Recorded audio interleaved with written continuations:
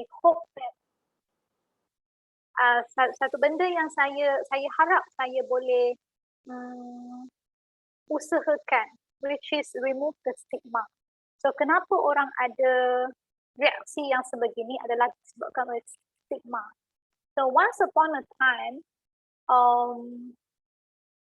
wanita tidak diberi kedudukan sosial, mereka tidak diberi peluang untuk menjadi ketua, mereka tidak diberi peluang untuk menerima pendidikan. So wanita dianggap sebagai satu golongan yang lebih lemah dan patut duduk di rumah saja. So once upon a time, female punya status sebegini, tetapi dengan usaha yang berterusan dan usaha golongan wanita untuk membuktikan bahawa mereka pun boleh buat kerja, mereka pun boleh belajar, dan sekarang masyarakat telah memberi, we started to respect, okay, we started to support working mom, we started to support women to hold higher position. So for me, kalau kita nak tengok keadaan sekarang, dia mental health and mental illness punya patient tidak diberi layanan yang baik, dan bagi saya memang pun masyarakat kita masih memberi stigma yang negatif kepada mereka. Tapi kita perlu sendiri untuk mengubah stigma ni dulu. Okay, now we are in that status. It doesn't mean that in future, in 20 years time, in 30 years time, this will continue to be the same. Bagi saya, dia dah menjadi berbeza dah dalam 10 tahun baru-baru ni. So sebelum ni, orang ada mental illness, dia tak tahu pun nak cari orang di mana. So sekarang at least semua ada kesedaran, ada pegawai psikologi, ada kaunselor, ada cikgu counselling di sekolah, okay, dekat hospital ada jabatan psikiatri, dekat mana ada rawatan psikiatri. So we can see the overall punya awareness dia semakin meningkat. So saya nampak harapan, even though now that mental health punya patient, mental health punya bidang masih lagi ada pandangan yang kurang positif ataupun negatif, but we need to implant the hope, and kita sendiri yang kena berpersepsi lebih positif supaya dalam masa yang akan datang stigma ni akan jadi semakin kurang. So you are right, now maybe still not everyone can accept dan semua orang membawa stigma, but it doesn't mean that 10 years from now it's still the same. And I'm very positive. So benda ni kita akan semakin concern, kita akan semakin menerima orang dan keadaan ni dalam kehidupan kita sebab dah terlalu banyak case. We cannot avoid now. It becomes a concern now in our daily life. Okay, so thanks for the question, anonymous attendee. So another one is Puan Rasmawati. Hai Puan, anxiety boleh tidak dirawat tanpa memakan ubat daripada pihak hospital? So ni cuma boleh dijawab oleh doktor yang merawat tuan-puan ataupun clinical psychologist yang menilai status psikologi puan ataupun kawan puan. Okay, so it depends on how far this anxiety affected your life generally. So kalau macam saya hari ni sebab saya nak bagi presentation, so semalam sampai pagi ni I anxiety, tapi lepas presentation and then I okay. So meaning that it doesn't affect much. Kalau benda tu tamat, anxiety saya pun kurang. So that is normal. But if lepas presentation I masih lagi anxiety, and hari Isnin I juga anxiety dengan nak masuk kerja, and then I anxiety kalau nak keluar, nak pergi beli barang, I might get infected, and then I'm anxiety that my family member kalau keluar je dia akan infected. So if I keep worrying about this thing, and I keep thinking about it, and I don't feel that I can relax, and then I keep worrying what would happen, so that anxiety might already cause some level of disturbance. Dia dah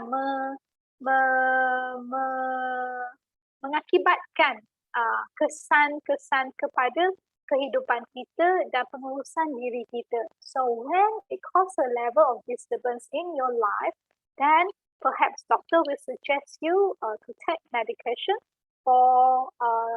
untuk mengurangkan simptom tersebut, and like drugs lah kan, like I said dadah sebelum ni, tapi ubat psikiatrik bukan dadah lah.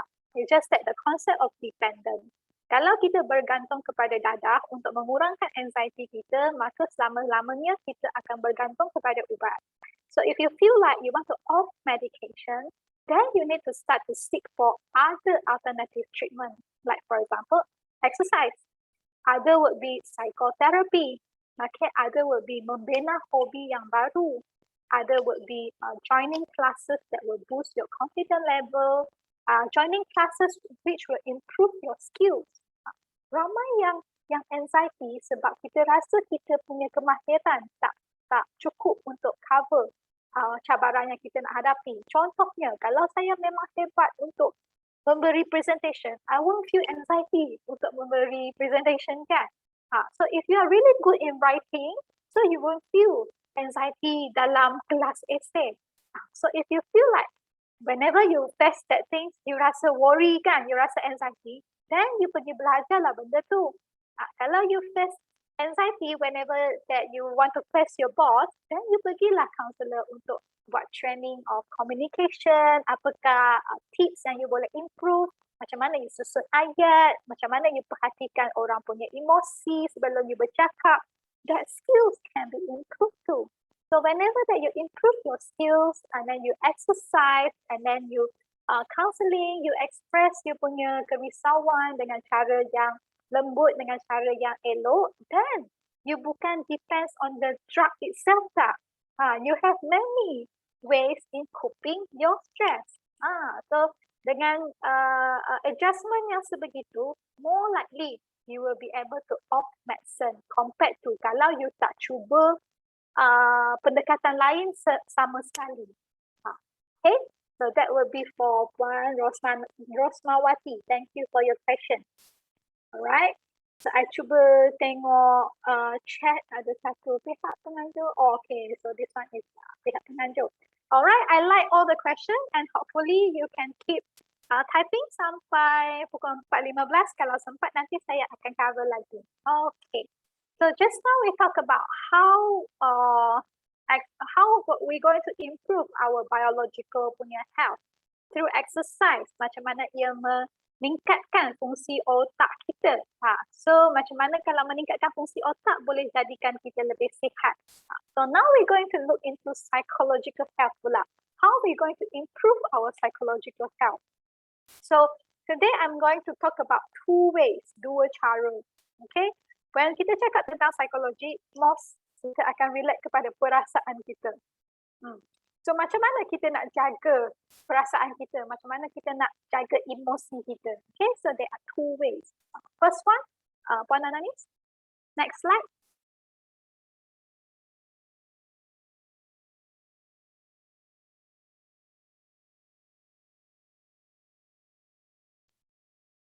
Next, yang ni yang sebelum punya. Nak pergi next. Next. So cara pertama adalah meningkatkan, menanam, cultivate positive emotion. Kita cuba nak memperbanyakkan, meningkatkan emosi positif dalam diri kita. Sebab apa kita kena meningkatkan emosi positif?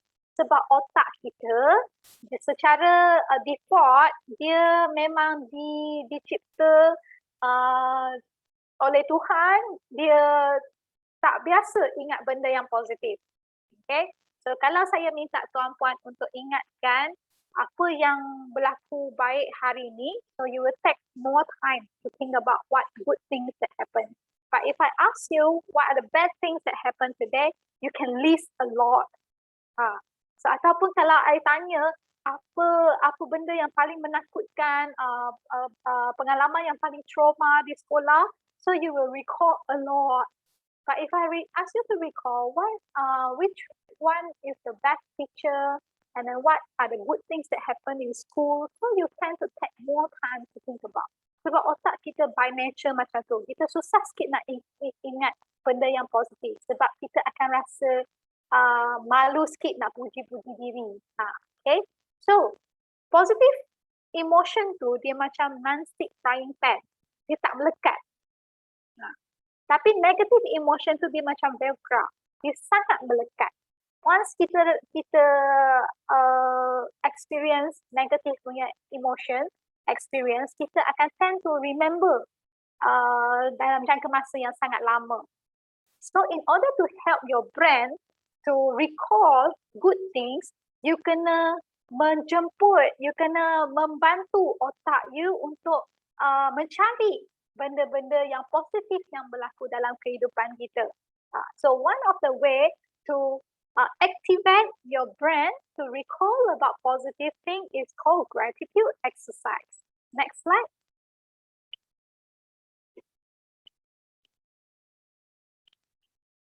Okay, so gratitude exercise meaning that kita mencari, kita mengucapkan kesyukuran kepada apa yang kita ada.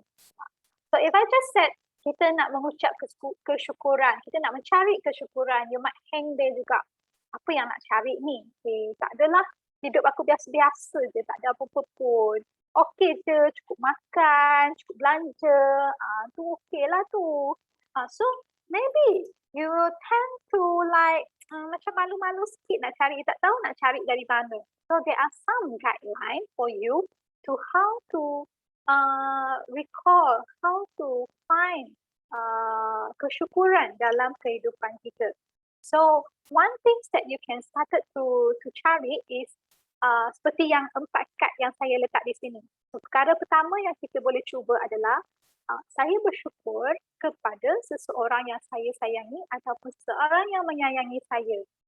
So now ask your brain, ada tak seseorang yang tuan ataupun puan sayangi selama ni? Okay, I'm pretty sure ada. Okay, so is that someone that you love also? And ataupun someone yang menyayangi tuan-puan? I'm pretty sure you have. Okay, so then you can sambung ayat tu. Saya bersyukur kepada ibu yang menyayangi saya.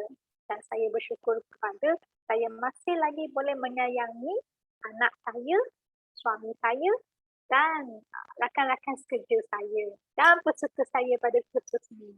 Okay, so then it will gives you an idea how to find good things. Sebab benda ni semua orang ada. Tapi disebabkan kita semua orang ada, so kita terlupa kita ada benda tu. So the next thing is you can try to cari juga dengan kad yang kedua. Saya bersyukur kepada kemahiran dan bakat yang ada pada saya. Okay. So what are the talent that you have? Okay. So mungkin sampai cakap, I ni tak ada apa-apa lah.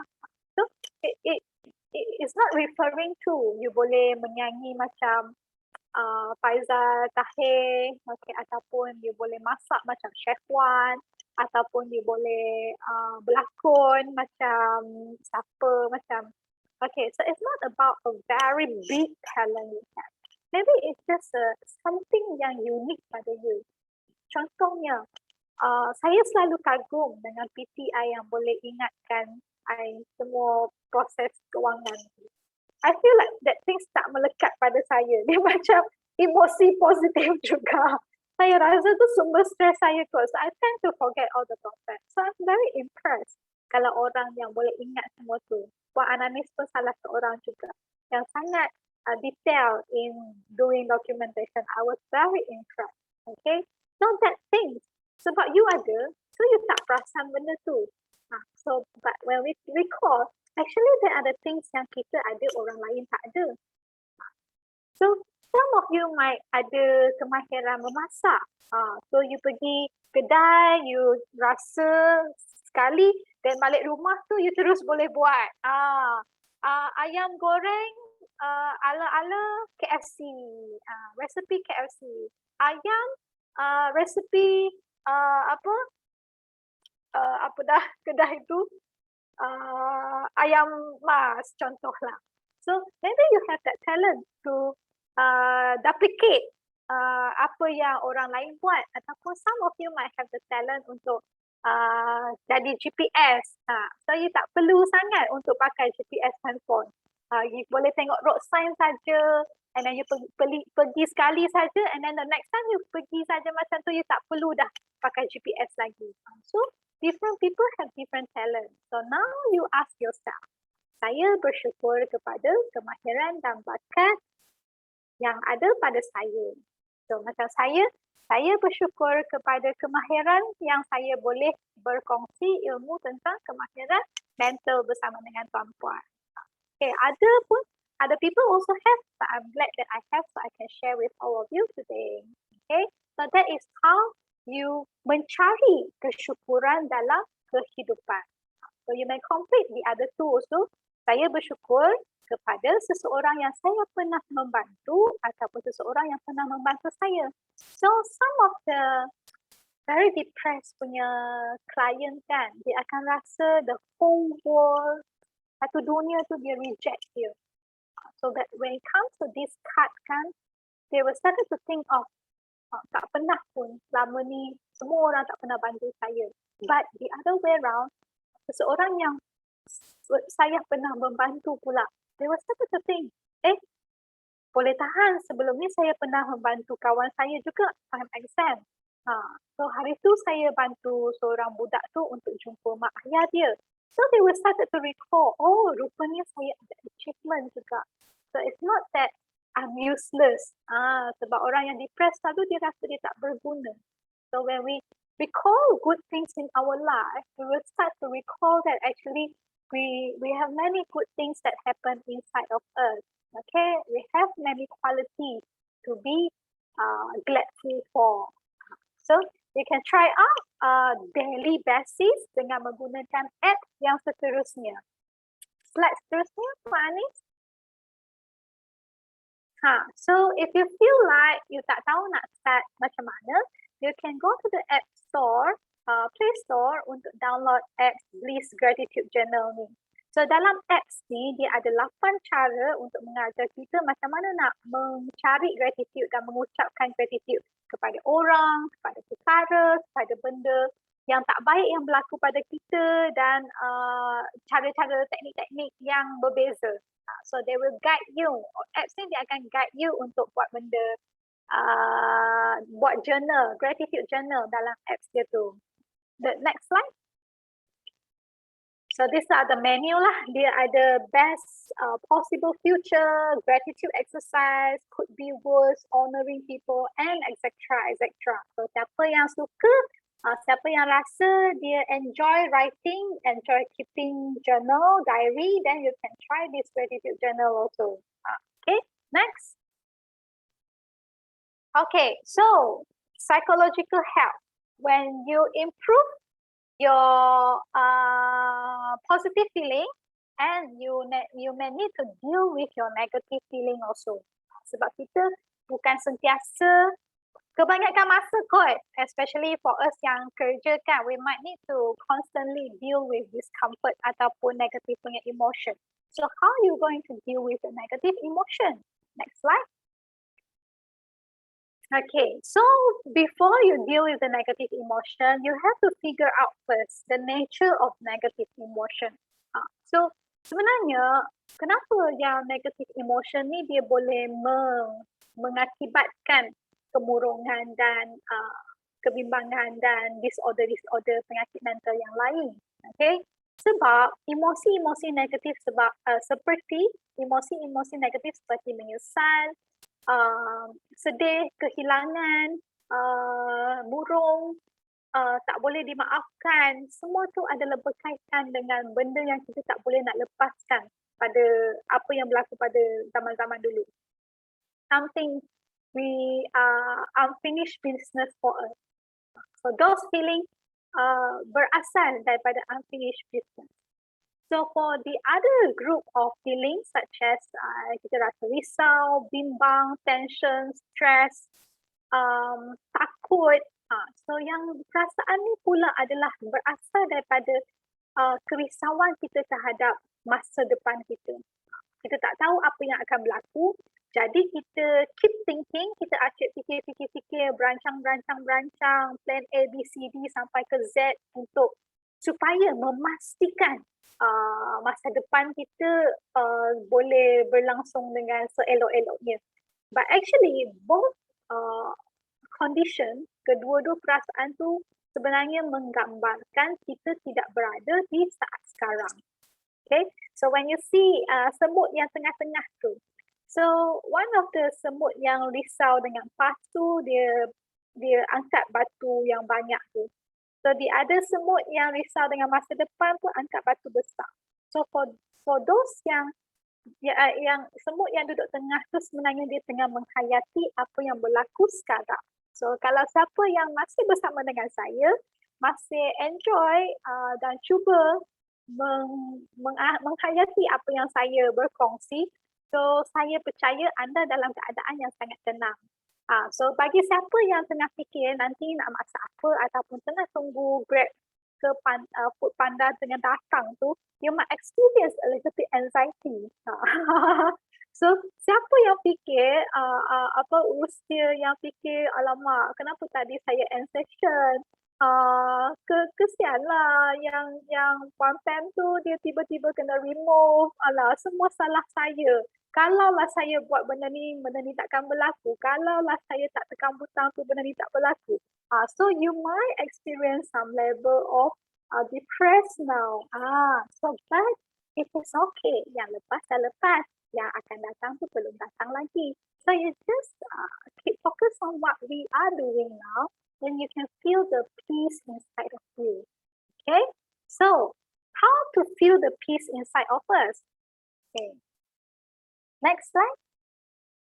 Okay, so if you are depressed, meaning that you are living in the past. If you are anxious, meaning you are living in the future. So if you are at peace, meaning that you are living in the present. Okay, so next. So one of the technique yang kita boleh menggalakkan perasaan living in the present is mindfulness. So today I have limited time to share with you the technique. Tapi sekarang mindfulness has become one of the most popular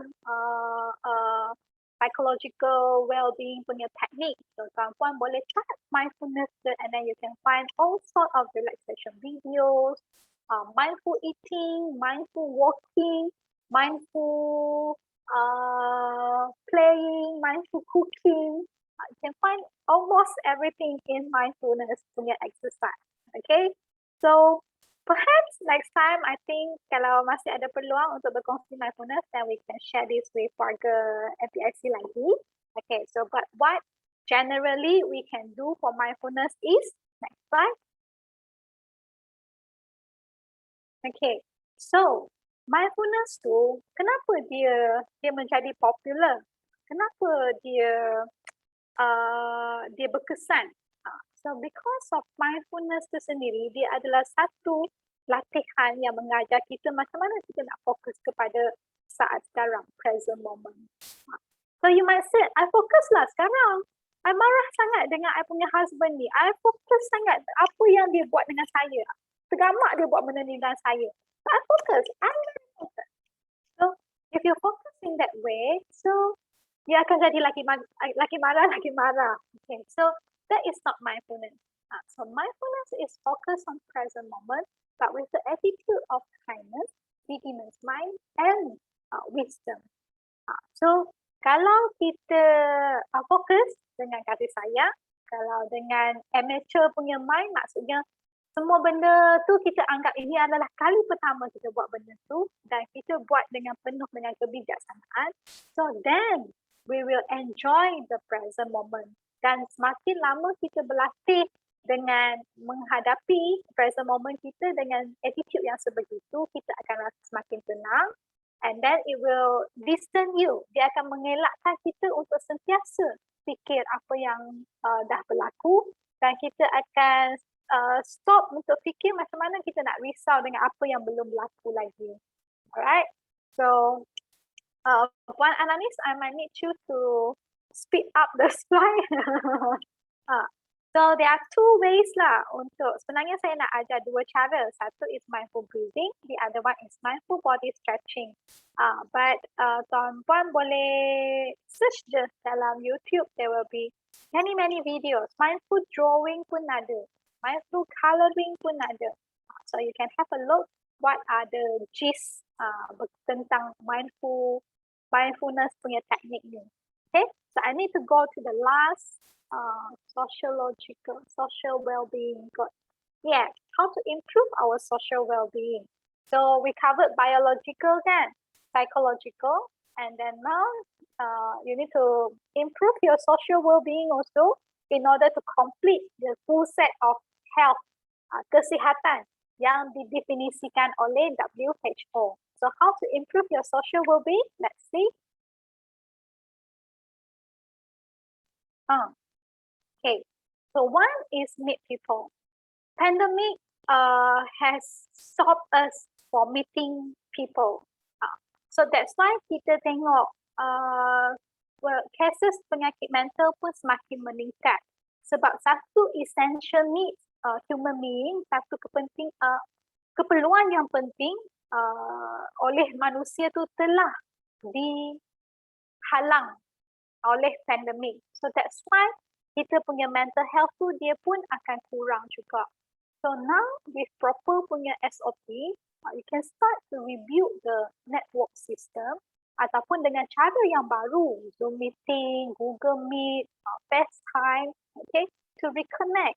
Sebab as a human being, we need the social punya support. So it will contribute to kita punya social security.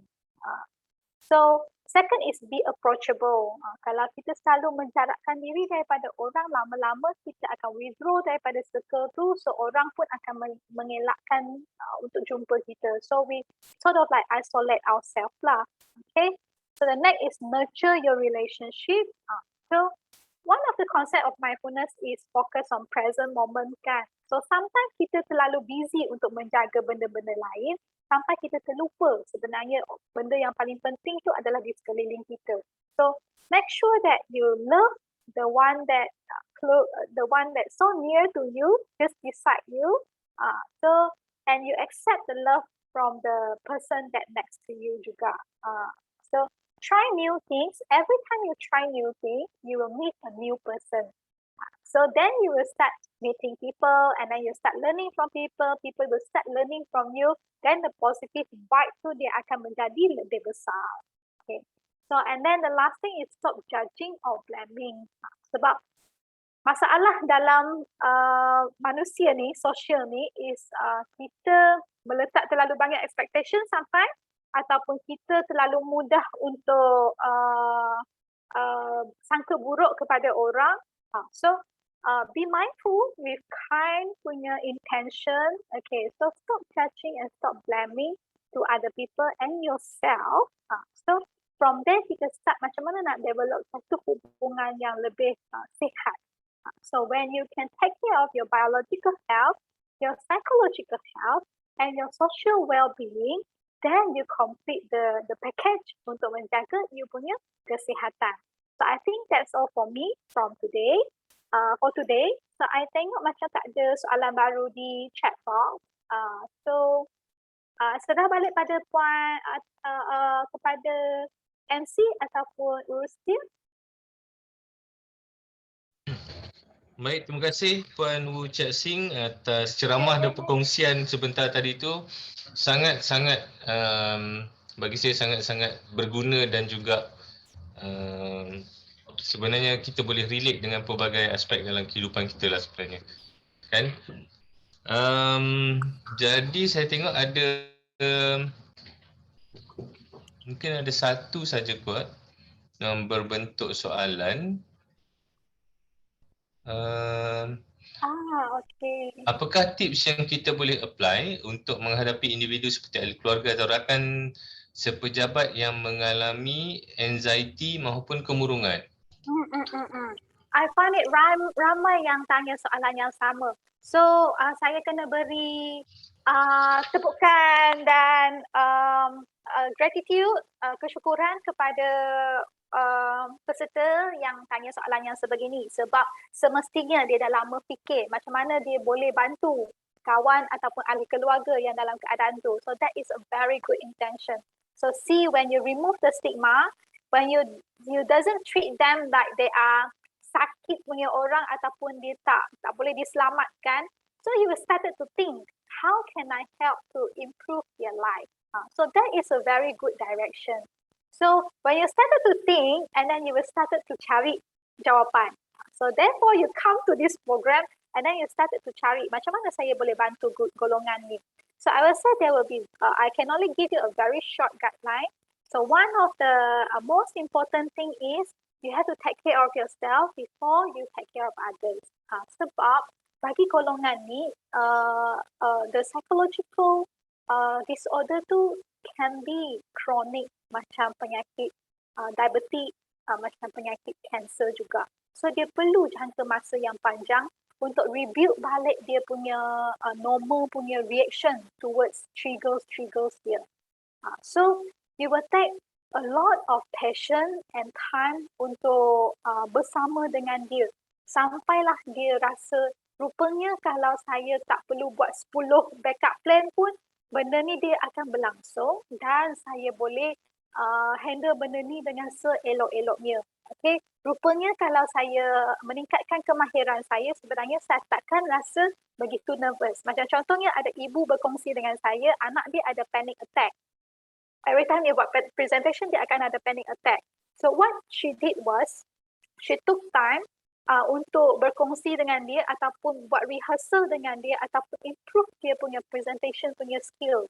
So bila anak dia rasa keyakinan tu, dia rasa dia yakin untuk buat presentation. So the panic attack punya frequency tu dia reduce by time.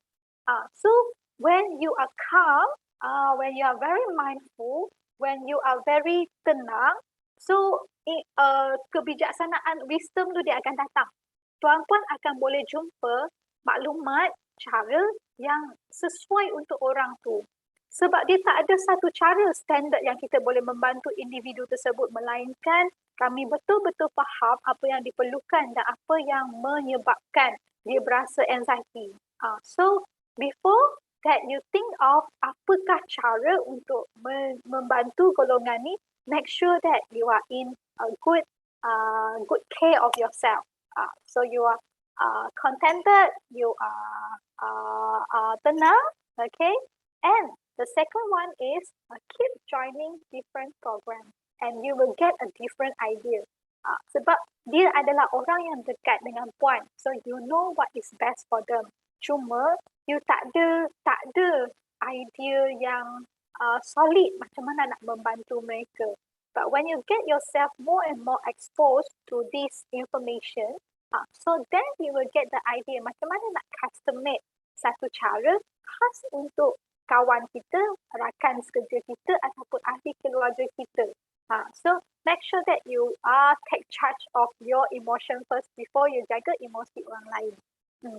Okay, so I think ada satu soalan lagi tadi, or did I miss anything?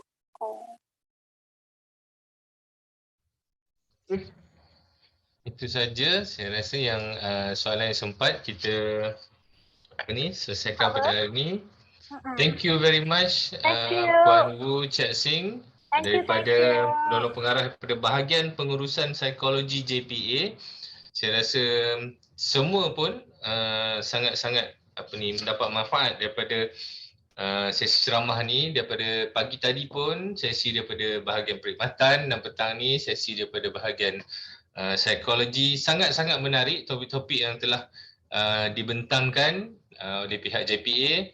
Alhamdulillah kita sama-sama dapat berkongsi ilmu ni dan terima kasih sekali lagi kepada Puan Wu Chat Sing. Terima kasih. Thanks Baik. for having me. Okey, hadirin yang dihormati sekalian, kita telah tiba ke sesi yang terakhir pada hari ini iaitu sesi kuis PSM 2U 2021. Saya akan jelaskan serba sedikit tata cara dan kaedah untuk menyertai kuis ini. Mungkin pihak Rustia boleh sharekan slide untuk sesi kuis.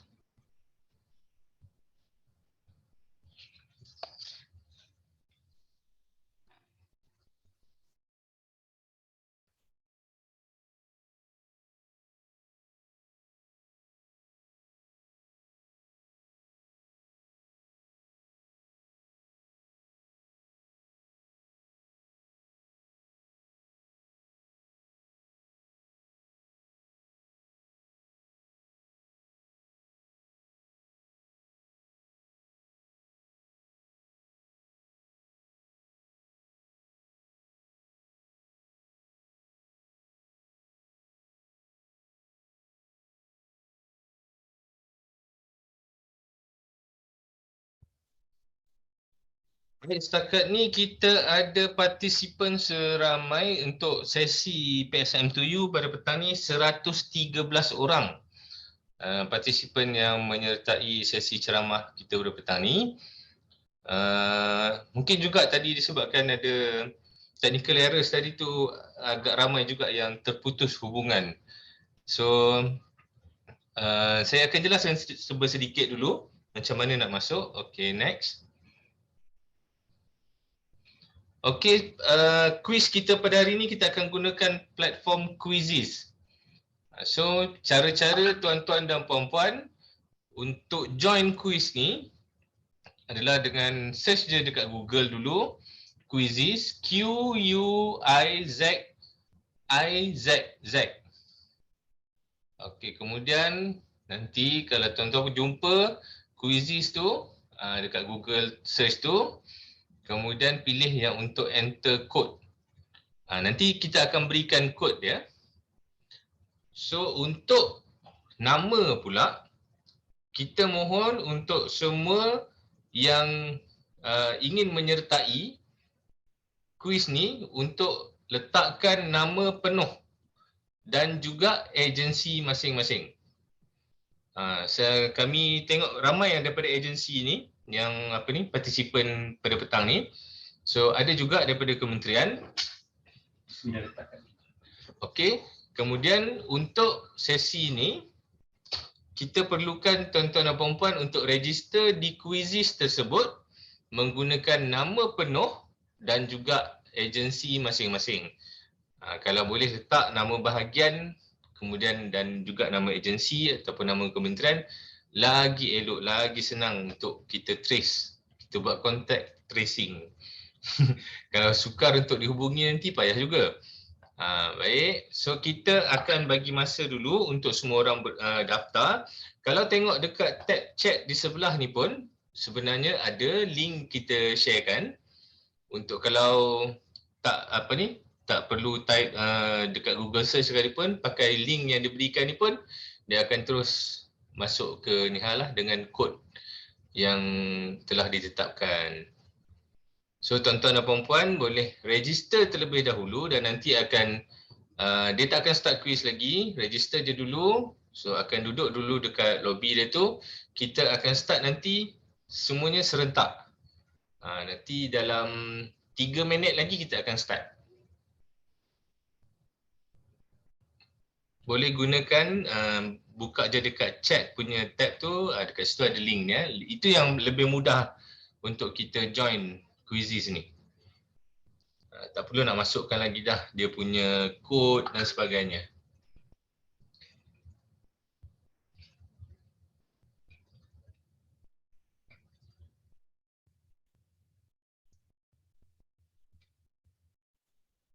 Masuk kod sahaja, tak perlu create account. Link di chat ni yang berikut adalah link untuk menyertai kuis PSM2U.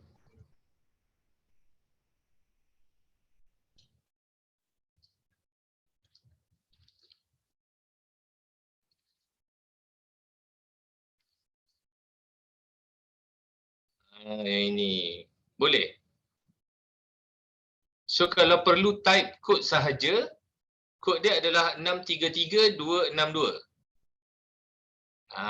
Yang nombor 6. 6 nombor terakhir pada link tu.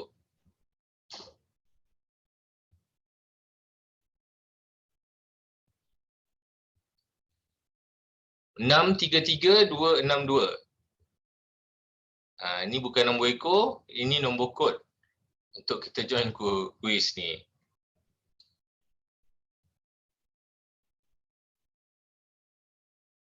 Mungkin Cik Rosmi boleh sharekan terus yang page Quizizz yang daripada host untuk kita tengok dah ramai ke yang masuk. Okey, ni tuan-tuan dan puan-puan boleh tengok sendiri berapa ramai peserta yang sudah pun masuk.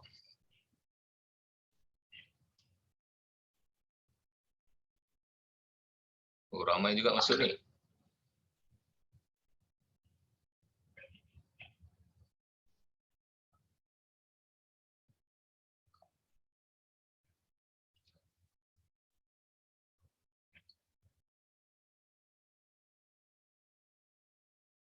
Soalan dia nanti tak banyak, sebenarnya ada 16 soalan sahaja. Kita akan bekalkan masa kepada tuan-tuan dan puan-puan selama 10 minit untuk menjawab 16 soalan tersebut. So basically satu soalan dalam tak sampai seminit lah. Semua soalan berkaitan dengan HR sahaja. Dia tak ada berkaitan pasal COVID ke apa, tak ada. Jangan risau, kita tak tanya. Kita tanya pasal HR sahaja. Dan nanti tuan-tuan dan puan-puan akan boleh lihat sendiri ranking tuan-tuan dan puan-puan secara live di skrin ni nanti. Dia penilaian adalah berdasarkan siapa yang jawab paling cepat dan paling betul. So kalau jawab betul pun tapi jawab ambil masa terlalu lama pun, ranking dia mungkin akan agak jatuh lah. So siapa jawab paling cepat dan paling banyak betul, so itu yang akan duduk di ranking yang teratas. So nanti kita akan dapat lihat secara live di sini ranking tu, kejar mengejar aksi seperti Formula One. Itu kita akan boleh tengok nanti kejap lagi. Jadi semua dah okey?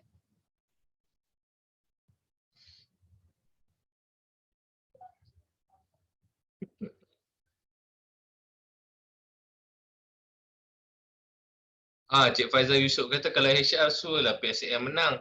Mana ada. Tak sama. Cik Faizal kena masuk HR ni.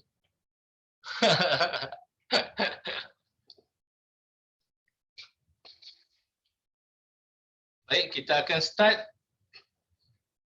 Boleh Semua dah berjaya masuk? Boleh. Peserta sudah ada 66 orang setakat ni. Ada lagi yang setengah masuk. Puan Maslina saya nampak baru masuk.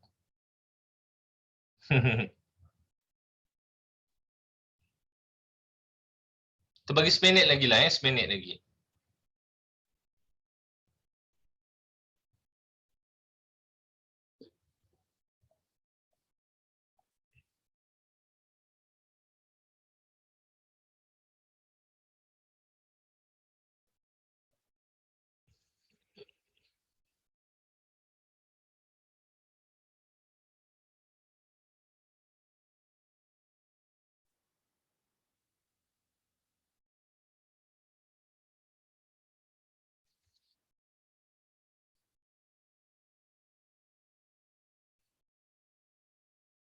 Ada 20 orang setakat ni yang masuk, yang dah register di lobi kita. Baik, kita akan start. Saya rasa Cik Rosmi, bermula 3, 2, 1. Mula.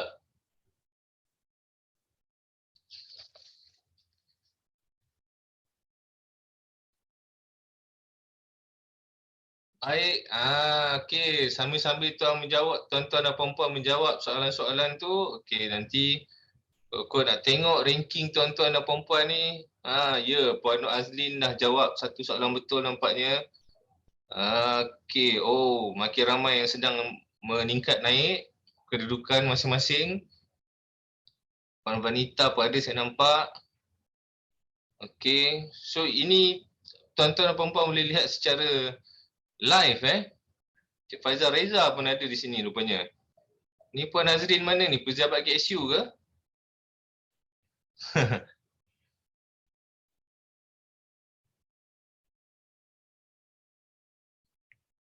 Kita akan tetapkan masa selama 10 minit. Nanti Cik Rosmi akan secara automatik 10 minit akan stop permainan ni. So sekiranya tuan-tuan dan puan-puan tak berjaya menjawab dalam tempoh 10 minit tersebut, maknanya tak akan sempat lah untuk sambung jawab tu. Dia akan ada 10 minit je kita bagi masa untuk jawab soalan-soalan ni. So saya fahamkan ada 16 soalan. Dan soalannya adalah berkaitan HR, sumber manusia.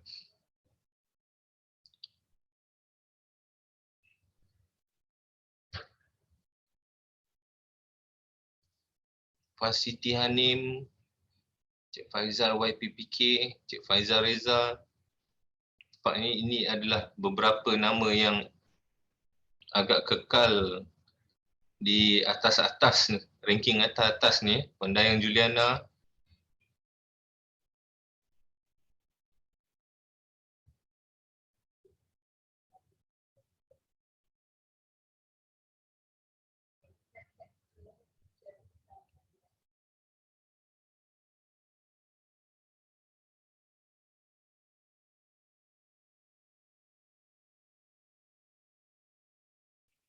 Oh,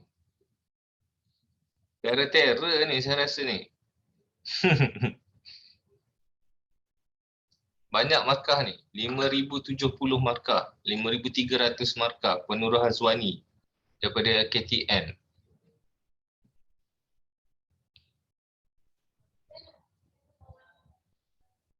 Ni 633,262 ni saya tak tahu nama dia apa sebenarnya. Itu saya rasa kod game ni tadi. Dia enter dekat nama dia. Jadi 633,262.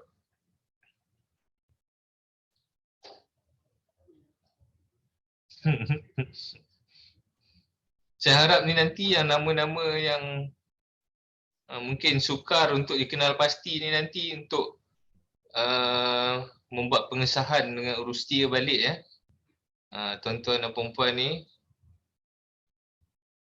pemenang-pemenang ni nanti kita akan umumkan apabila dah final.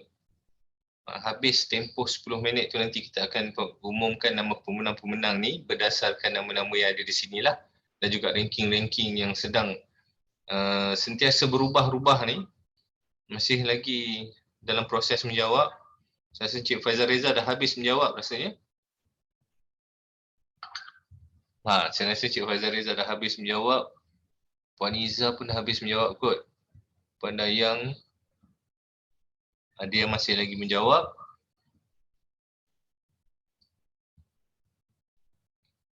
Cik Bat pun ada di sini.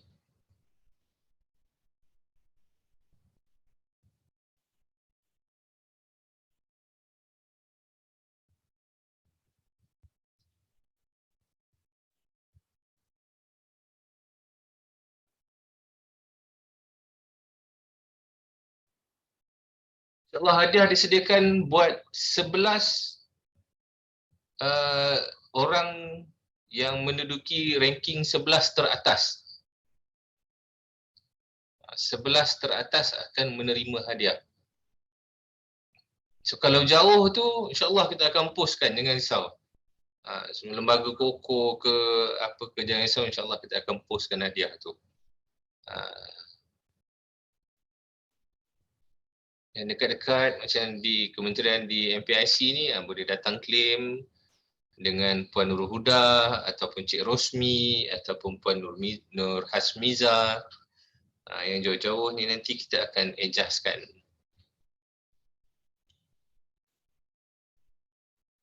Kedudukan telah berubah nampaknya. Cik Faizal Reza telah turun ke nombor 5.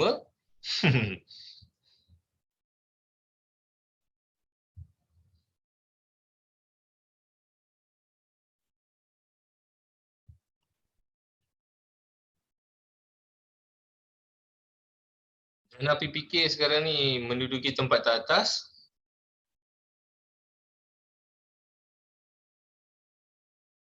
So daripada 75 orang peserta yang untuk game ni, 42 orang telah selesai menjawab.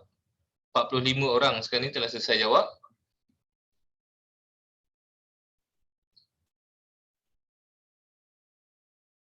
Selebihnya mungkin tengah fikir atau tanya orang sebelah ataupun tengah try Google, buka berkeliling, saya tak pasti.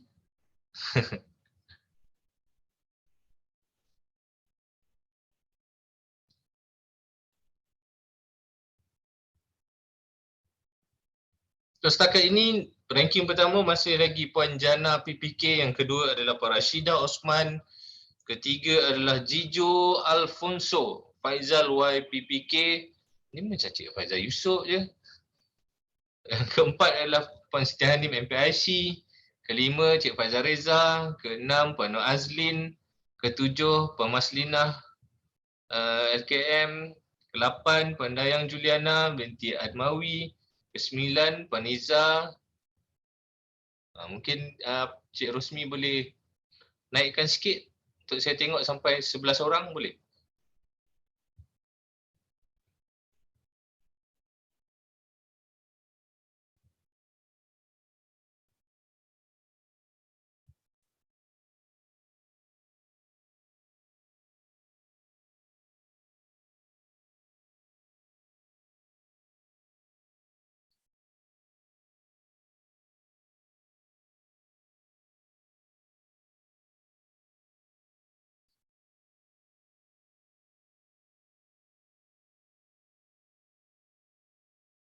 Belum 10 minit lagi nampaknya. Masih lagi dibuka. So ada lagi yang masih menjawab soalan-soalan yang diberikan tu. Ada 16 soalan saya dah fahamkan.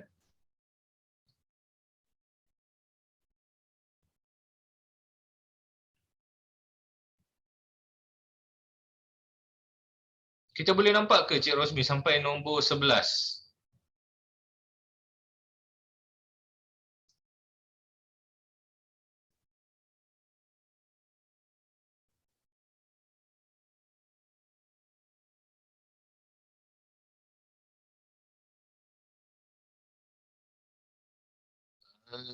Oh, nombor 11 ada 2 orang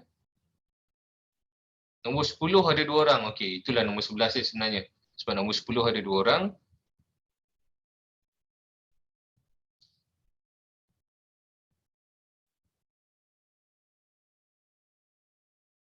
Oh, ada lagi yang potong saat akhir nampaknya.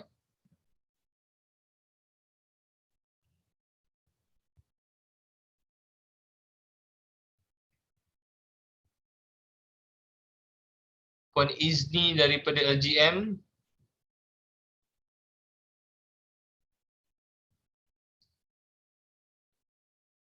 Oh, Puan Izni telah pun memotong Jana Nik daripada PPK.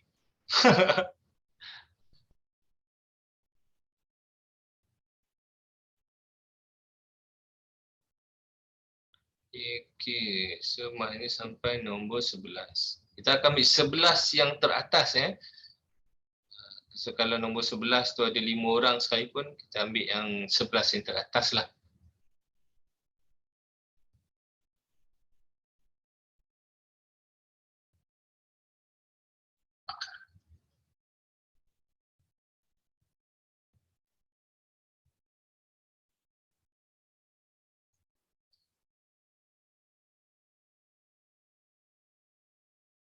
Baik, nampaknya Encik Rosmi telah bersiap sedia untuk mengakhiri sesi kuis ni. So apabila Encik Rosmi tekan end saja, maknanya telah genap 10 minit dan masa menjawab akan tamat.